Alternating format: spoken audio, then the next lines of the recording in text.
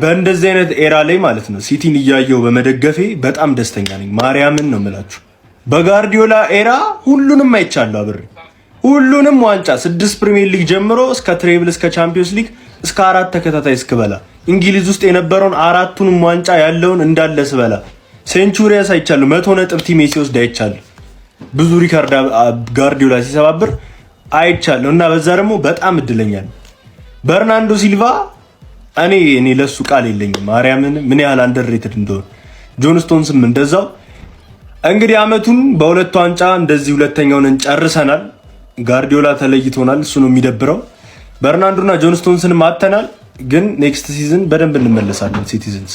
የአርሰናል ደጋፊዎች የነሱን የዋንጫ ሴሌብሬሽን እና የፓላስ ጨዋታቸውን እያየን የነሱን ሆይ ሆይ እያየን የመሰላቸው ነው። እኛ ከኔትፍሊክስ የሚያስንቅ የሚገርም ነገር በቃ እንደዚህ እያለቀስን የሲቲ ደጋፊዎች ሙሉ ኢትሃድ በእንባ የተራጩ ምን የሚመስለው በጣም ነው ልቤ የተሰበረው። በእውነት ጋርዲዮላ እንዲሄድ አልፈልግም፣ ግን እኛ የሲቲ ደጋፊዎች ኢትዮጵያ ውስጥ ያለን በራሳችን ፈንድራይዚንግ ኢትዮጵያ ውስጥ ገጠር ትምህርት ቤት ላይ የውሃ ቁፋሮ በማን ስም? በጋርዲዮላ ስም ሁላችሁም ከ50 ብር እስከ 1000 ብር ከዛም በላይ ትችላላችሁ አስተዋጽኦ እንድታደርጉና በጣም ታሪካዊ የሆነ የገጠር የውሃ ማስቆፈር ፕሮጀክት ሁላችሁም ሰፖርት እንድታደርጉና ይሄን ነገር ቫይራል ይሄን ቪዲዮ ቫይራል እንድታወጡ ትፈልጋለሁ።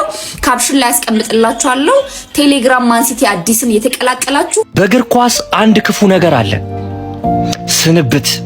ፔፕ በስኬት ላይ ስኬት በዋንጫ ላይ ዋንጫን ስማቸውን በአዲስ ቀለም እንዲጽፉ ካደረጋቸው ማንሲቲዎች ለመለየት በር ላይ ቆሟል እና ማንሲቲዎች ባይፈልጉትም ፔፕን ለመልቀቅ አሁን ግድ ሆኖባቸዋል እና ፔፕ የመውጫው በርን እየተመለከተ ነው። ይሄ ሰው በዘመናዊ እግር ኳስ ሊቅ ነው። ሊቅ ብቻ ሳይሆን በታክቲክ የመነጠቀ ትልቅ ሰው ነው።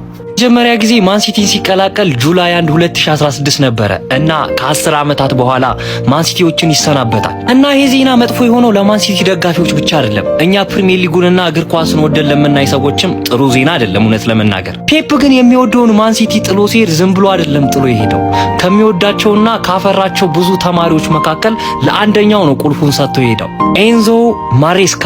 ፔፕ የጀመረውንና እዚያ ያደረሰውን የእግር ዱካ ተከትሎ ማንሲቲ ያለበትን የአሸናፊነትና የስኬት ጉዞ ለማስቀጠል ኢትሃድ የከተመው ሰው ኤንዞ ማሪስካ ይሄ ማሊያ ለብሶ አይቼዋለሁ።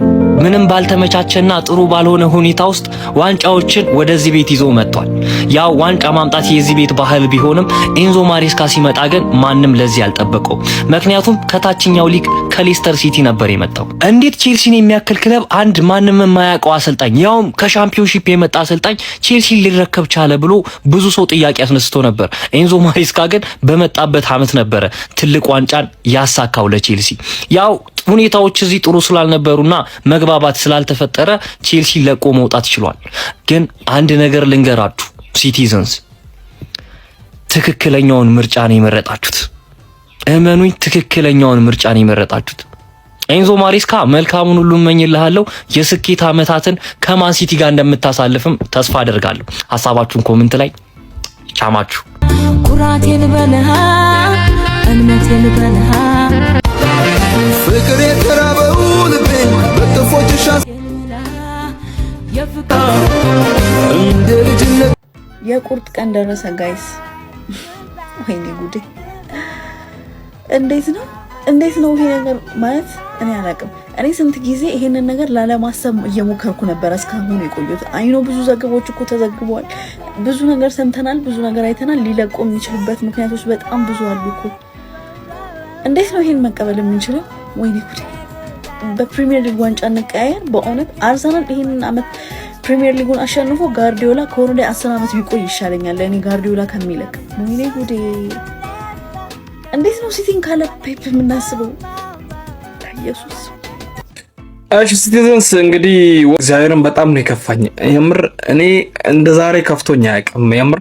ይሄን ነገር ወይ ከሰው ጋር ብናይ ይሻል ነበር መሰለኝ። ቤት ሆኜ ብቻዬን በቃ በጣም ነው የሚከብደው። እኔ እግዚአብሔርን በርናንዶ ሲወጣ እንደዛ ያለቀሰ ሲወጣ፣ ጆን ስቶንስን አይታቸዋል። ገና ደግሞ የፔፕ ስንብት አሁን ይሆናል ወደ ውስጥ ገብተዋል አሁንና በቃ እንዴት በስመ አብ! ኧረ ወይኔ ምን አይነት ቀን ነው! መለያየት የሚባል በጣም የሚያስጠላ ነገር ማለት ነው። እኔ በህይወቴ እንደዚህ ይሆናል ብዬ አስቤ አላቅም፣ ግን በቃ በጣም መጥፎ ቀን ነው። በጣም ማለት ነው። ማይ ጋድ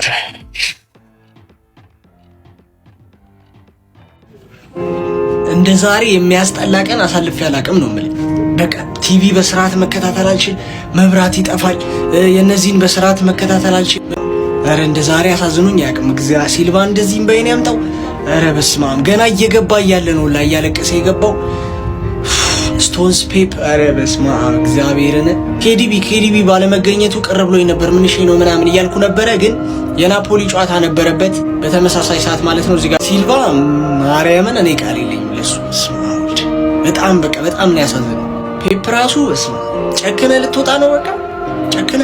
ኧረ በስመ አብ ስቶንስ ራሱ በቃ ደህና ፕሌይንግ ታይም እንኳን አላገኝም በዚህ ሲዝን። እሱም በዚሁ ከባድ ቀን በቃ የሚያስጠላ ቀን። እዛ አርሰናል ዋንጫ በልቷል። ኧረ በስመ አብ ከባድ ቀን ነው። በስመ አብ ምን እንደምል ራሱ አላውቅም። ግን ቴንክ ዩ ፔፕ፣ ቴንክ ዩ በርናንዶ፣ ቴንክ ዩ ጆን ስቶንስ ፎር ኤቭሪቲንግ ዩ ሃቭ ዳን ፎር አስ ቴንክ ዩ።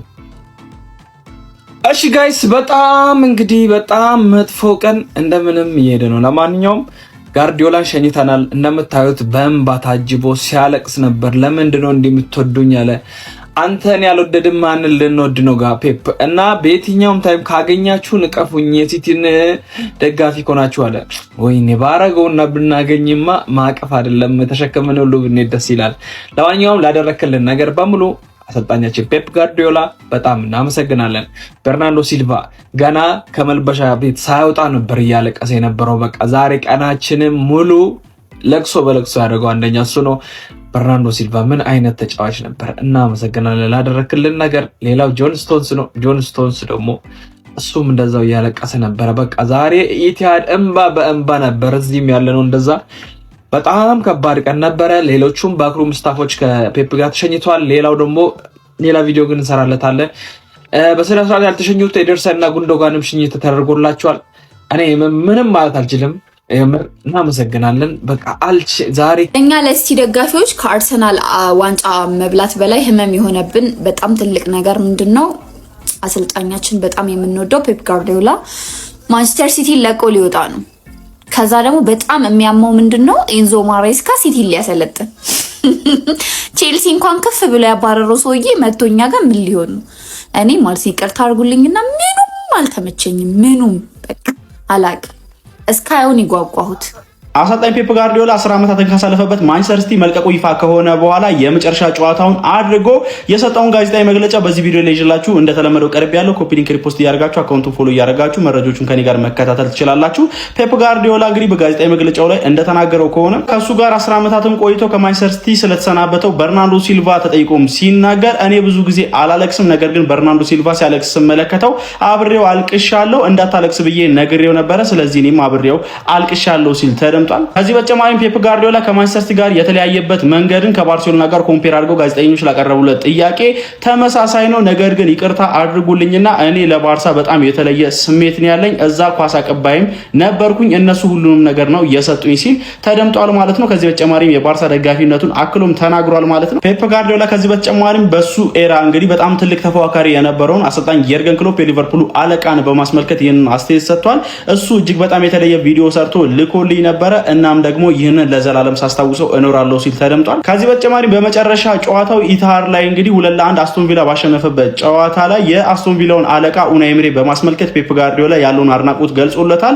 አንድ ነገር ልንገራችሁ፣ አሰልጣኝ ኡናይ ኤምሬ እጅግ በጣም ድንቅ የሆነ አሰልጣኝ ነው፣ እናም ደግሞ አስቶን ቪላዎችን በቀጣይ ትልቅ የፕሪሚየር ሊግ ተፎካካሪ ይሆናሉ ሲል ተደምጧል። ፔፕ አክሎም ስለ ማንቸስተር ሲቲ ቆይታው ሲናገር እኔ እዚህ እጅግ በጣም የተወደድኩ እንደሆነ ይሰማኛል፣ ነገር ግን ይሄ ትክክለኛው ሰዓት ነው ብዬ አስባለሁ ሰዎች ሲል ተደምጧል። ፔፕም እንግዲህ በጋዜጠኞች ስለ ሲቲ ቆይታው ስለሚቀርብለት ጥያቄዎችና በማንቸስተር ሲቲ ስለነበረው ቆይታም ሲናገር እኔ እጅግ በጣም ደክሞኛል፣ ያለኝን ነገር በሙሉም ሰጥቻለሁ እና አሁን ደግሞ የምሬን ነው ሲል ተደምጧል። ያው በተደጋጋሚ ፔፕ ጋርዲዮላ ከማንቸስተር ሲቲ ሊለቅ ይችላል የሚሉ ሀሳቦች ሲነሱ እንደነበረ የሚታወስ ነው። ያንን በማስመልከት ነው ይህንን ፔፕ ጋርዲዮላ የተናገረው ማለት ነው። ታዲያ የመጨረሻ ጥያቄው ከቀረበለት በኋላም ይሄ ነው የመጨረሻ ጥያቄው፣ ስለዚህ አሁን አንድ ያጨብጭቡልኝ ብሎ እንግዲህ ፔፕ ጋርዲዮላ ፕሬስ ኮንፈረንሱን ፈገግ በሚያሰኝ አስቴት ቋጭቶታል ማለት ነው። ለማንኛውም እናንተ ስለዚህ ድንቅ አሰልጣኝ የመጨረሻ ፕሬስ ኮንፈረንስ ምን ትላላችሁ? ሀሳባችሁን ኮሜንት ሴክሽን ላይ አካፍሉኝ። የፕላስ ምልክቱን መጫን እንዳትረሱ።